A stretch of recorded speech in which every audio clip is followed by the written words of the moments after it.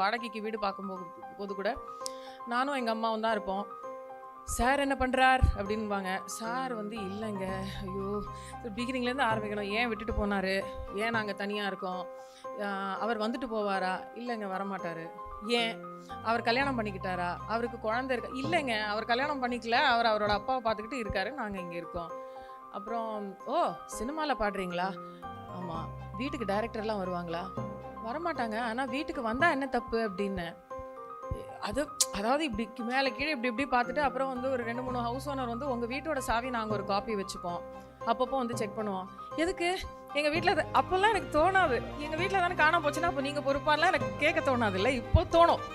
40 வயசு ஆயிடுச்சு, இப்போ என்ன வேணால் கேட்கலாம். ஆனால் அந்த மாதிரிலாம் வந்து போகும்போது எங்கள் அம்மா ஒன்று அழுதுகிட்டே போவோம்.